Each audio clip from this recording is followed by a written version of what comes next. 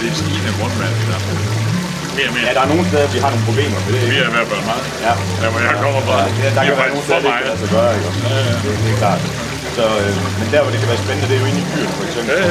Ja, det er klart. Og vi har de store problemer, ikke? Og når vi har oversvømmet, så er det kæder, og det er også noget, der kan skade.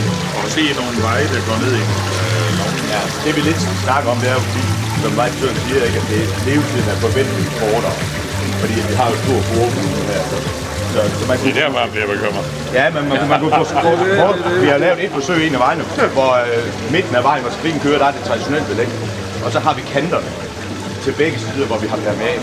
Det kunne man måske godt tænke sig ind i en by, hvor vi har nogle kantsten, så måske bare har 50-60 cm ud langs kanten, hvor der ikke rigtig kører noget væsentligt trafik. Og så kører man derude som sådan en slags akvadræn langs kantsten. Hurtigt vandet væk, ned i belægningen nedenunder. Og så er det også sådan, til at betale og lave en udskiftning, måske efter 10 år, eller hvor lang tid nu går. Det er sådan lidt svært at se ud fra. Det er jo de udfordringer, det vi arbejder med. Men interessant, at nogen tænker sådan nogle tanker der, hvor man kan få vandet hurtigt væk. Også fordi vi taler så meget med klima og alt muligt andet.